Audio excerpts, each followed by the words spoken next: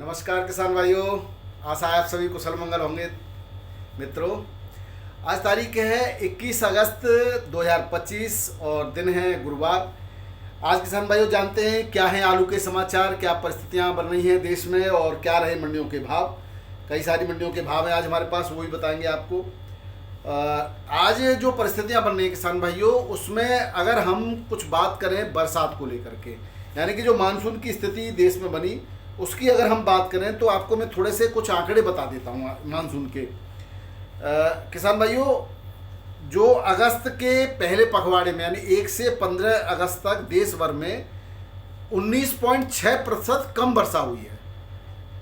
यानी कि अगस्त में कम वर्षा होने के बावजूद भी जो टोटल वर्षा का प्रतिशत है वो ज़्यादा है किसान भाइयों। अब हम कुल औसत की बात करें तो अगर हम बरसात के सीजन की बात करें, यानी कि 1 जून से लेकर के, और 1 जून में तो बरसात तो नहीं होती, लेकिन जब से बरसात होती है 1 जून से 31 जुलाई तक का अगर देखें तो इससे पूर्व यानी प्री मानसून जिसको कहते हैं, उस समय जिन जिन क्षेत्रों में भरपूर बारिश हुई उनमें से कुछ क्षेत्रों में अब औसत से भी कम बारिश हुई है।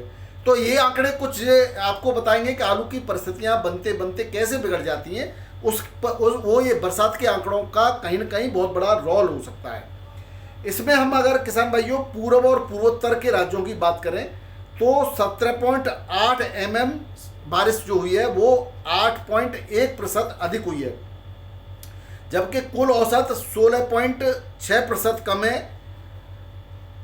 अगर हम बात करें दक्षिण प्रायद्वीप की तो यहाँ 124.1 mm सामान्य से 25.6% अधिक बारिश है, जबकि अगर हम टोटल औसत की बात करें वो कुल अब जो क्योंकि वो बाद में 1 से 15 कम हुई है तो 3.6% रह गया ये, यानी कि कम बारिश इतनी कम हो गई कि औसत 3.6% रह गया है अधिक का। बारिश तो अधिक है, नो डाउट, लेकिन जो कि 1 अगस्त से पहले जो बारिश थी उसका 1 से 15 अगस्त के पखवाड़े में बारिश कम होने की वजह से औसत डाउन गया। मध्य भारत की बात करें जिसमें उड़ीसा, छत्तीसगढ़, मध्य प्रदेश, महाराष्ट्र, गुजरात, यहाँ पर किसान भाइयों 16.6% बारिश हुई है, जो सामान्य से 59.2% कम है। अगर हम इसके एवरेज की बात करें तो 2.4% ज़्यादा आता है, यानी कि इतनी कम बारिश हुई है अभी, और इससे पहले जो है पखवाड़े में इतनी ज़्यादा बारिश हो गई थी कि उसके बावजूद भी जो औसत है वो कम सामान्य से ज़्यादा आ रहा है। इसके बाद हम उत्तर पश्चिम भारत की बात करें 104.7 mm बारिश हुई है, जो सामान्य से 2% कम का एवरेज आ रहा है, जबकि जो औसत की बात करें कुल टोटल की तो वो 14.9% अधिक है। इन आंकड़ों से हम ये कहेंगे कि जो बरसात का सीजन है इस समय चल रहा है उसका जो प्रभाव है वो कहीं बहुत अधिक तो कहीं बहुत कम हो रहा है। यानी कि जिन क्षेत्रों में, कुछ क्षेत्रों में तो बारिश बहुत ज़्यादा हो गई और कुछ क्षेत्रों में उसके बाद बारिश ही नहीं हो रही है। इस समय काफ़ी ज़्यादा गर्मी है ज़्यादातर उत्तर भारत के क्षेत्रों में, मान लें पंजाब और हिमाचल को छोड़ दें तो उसके बाद अगर हम मैदानी भागों में आते हैं तो यहाँ पर छिटपुट बारिश को छोड़ दें तो बारिश नहीं हो पा रही है अब इस पखवाड़े में। और जबकि अगर हम पूर्वोत्तर की बात करें तो पूर्वोत्तर में ज़बरदस्त बारिश हुई है, इसके साथ साथ महाराष्ट्र में भी ज़बरदस्त बारिश हुई है। तो ये जो आंकड़े हैं जब आलू की खपत को कहीं ना कहीं प्रभावित करते हैं। तो ये एक बरसात के आंकड़े थे मेरे पास किसान भाई। इसके अलावा जो अन्य चीज़ें हैं वो मैं बता देता हूँ। एक है आपका कपास, जो के एक खबर है कि ब्राज़ील से कपास आयात में बम्पर उछाल देखा गया है पिछले, अभी जो जब से ये बात चल रही थी किसान भाइयों टैरिफ वगैरह की, तब से एकदम से जो आयात कपास का वो ज़्यादा हुआ है। पिछले वर्ष से 15 से 20 लाख गांठ से दोगुने से अधिक, यानी कि 39 लाख गांठ का आयात किया गया है, जिसमें प्रत्येक गांठ में 170 किलो कपास होती है। 8 से 10 लाख गांठ इनमें से अफ्रीकी देशों से आयात की गई हैं, बाकी की जो है अन्य जगह से भी आयात की गई हैं। वैश्विक बाजार में भारतीय कपास की कीमत 10 से 12% अधिक होती है। किसान भाइयों, केंद्र सरकार का मृदा स्वास्थ्य कार्ड योजना के तहत 1706.18 यानी 18 करोड़ की सहायता राशि जारी हो चुकी है। इसका उद्देश्य किसान भाइयों भारतीय मृदा एवं भूमि उपयोग सर्वेक्षण विभाग 290 लाख हेक्टेयर में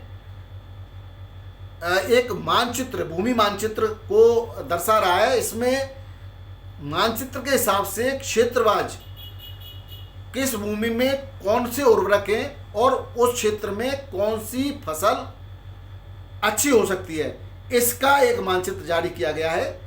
और इसमें मुख्य रूप से भूमि की नाइट्रोजन, फास्फोरस, पोटेशियम और सल्फर की जांच का एक जो है पूरा एक रिकॉर्ड रखा जाएगा।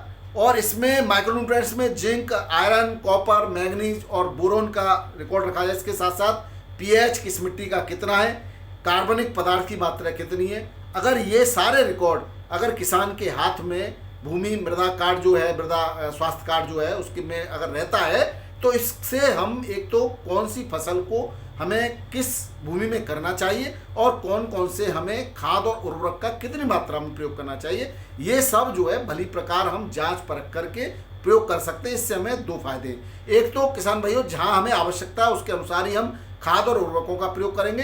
दूसरा, हमारी भूमि की उर्वरकता लंबे समय तक अच्छी बनी रहेगी। तो ये अगर सरकार करती है तो ये एक तरह से किसानों के लिए बहुत अच्छा कदम साबित होगा, बशर्ते सारी योजनाएं भली प्रकार धरातल पर उतरें। योजनाएं लागू होती हैं, बजट लागू होते हैं, लेकिन किसान को किस तरह मिलते हैं, किसान के लिए वो उनका क्या उपयोग होता है, इसका नमूना मैं आपको एक बार बता चुका हूं कि ज़्यादातर पार्ट तो सरकार की अधिकारियों की गाड़ी खरीद करने में ही उस बजट का लगा दिया था। तो ऐसे ही अगर बजट जारी होते रहेंगे और अधिकारियों के सुख सुविधाओं में उस बजट का प्रयोग होता रहेगा तो किसान को मिलने वाला कुछ है नहीं। जैसा कि बताया जा रहा है कि किसान की आय दुगुनी करने का सरकारें प्रयास करती है, तो किसान की आय तो दुगुनी नहीं होती, लेकिन किसान से संबंधित जो विभाग है उनके अधिकारियों की आय जरूर दुगुनी हो जाती है।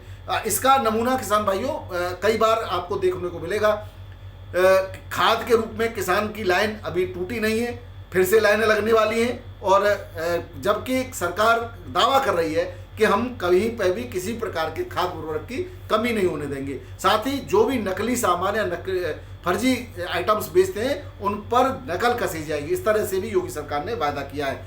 इसी कृषि बजट में किसान भाई एक और आश्चर्यजनक पंजाब से खबर आई है कि पीएम किसान सम्मान निधि के अंदर 2019-20 से लेकर के 2025 में 49% की कमी आई है। यानी लगभग आधे रह गए किसान। अगर हम टोटल किसानों की संख्या की बात करें तो 23.01 लाख से घटकर यह संख्या 11.34 लाख रह गई है। यानी कि सम्मान निधि भी किसान जो है छोड़ रहे हैं या उनको किसी न किसी प्रकार से उनकी छूट रही है।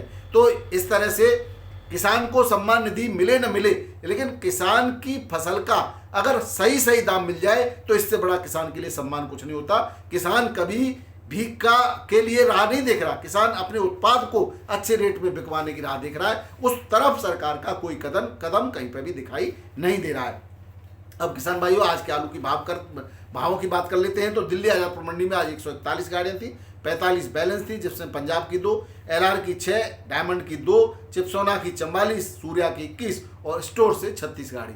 आप देखेंगे कि दिल्ली के पूरे मार्केट को चिप्सोना और सूर्या ने कैप्चर कर रखा है। रेटों में कोई परिवर्तन नहीं होता है, रेट लगभग उतने ही चलते हैं। अच्छे माल के रेट 10-20 रुपये ऊपर से और खराब माल के रेट 10-20 रुपये नीचे हो जाते हैं। बाराबंकी मंडी में रेट तो धीरे धीरे नीचे की तरफ आते दिखाई दिए क्योंकि ग्राहकी कमजोर नजर आई। चिप्सोना 10.5 से 12.5 रुपये बढ़िया क्वालिटी के माल में, हालांकि नीचा नहीं जा रहा है, लेकिन एवरेज क्वालिटी के माल में गिरावट देखी जा रही है। वहीं हल्की क्वालिटी का माल 9 से 10.5 रुपये किलो के रेट से बिक्री हुआ। वहीं बात करें काटन की, वो काटन यानी कि हॉलैंड 11.5 से 12.5 रुपये किलो बिका। राजरमंद 10 से 11.5 रुपये किलो, हल्की क्वालिटी का 9 से 10 रुपये किलो के रेट से बिक्री हुई है। बात करें कानपुर मंडी की किसान भाइयों, 50 से 60 गाड़ियां हैं आज। 37 स्थान आलू आगरा का 9 से 10.5 11.5 रुपये किलो सुपर क्वालिटी का एक लॉट। और गुल्ला बिका है 8 से 9 10 रुपये किलो।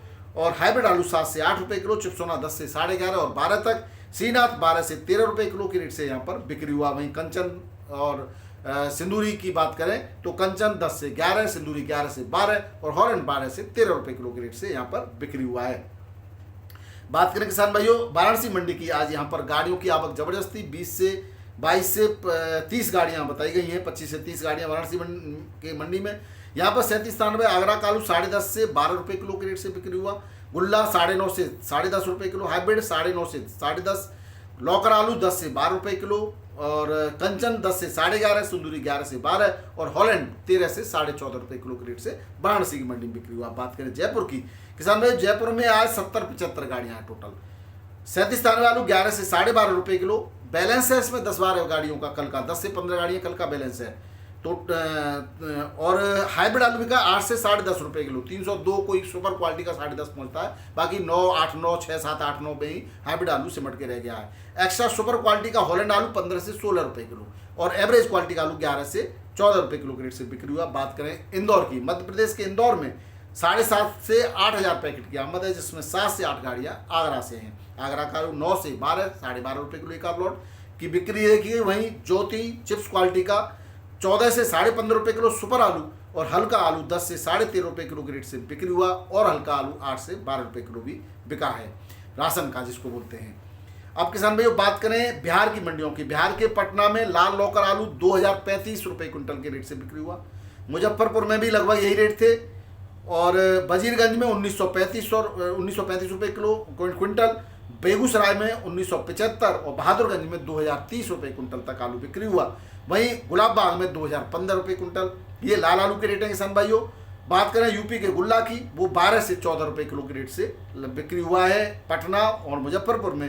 वजीरगंज में 11 से 13 रुपये किलो के रेट से बिक्री हुआ। बात करें किसान भाई हल्द्वानी की, हल्द्वानी में 37 स्थान आलू आगरा का 11 से 12 रुपये किलो बिक्री हो रहा है और सूर्या आगरा अलीगढ़ का 12 से 13 रुपये किलो के रेट से बिक्री हो रहा है यूपी का। बात करें अहमदाबाद की किसान भाइयों, अहमदाबाद में 44 गाड़ियाँ हैं, 10,971 पैकेट की आमद। कोलंबा आलू 14 से 15 रुपये किलो, बादशाह 13 से 14.5, ज्योति 9 से 12.5 और पुखराज 8 से 9.5 रुपये किलो के रेट से बिक्री हुआ।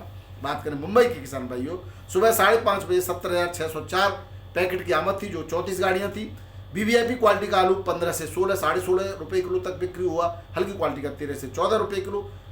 शुगर फ्री आलू 14, 14.5 से लेकर के 16 रुपये किलो।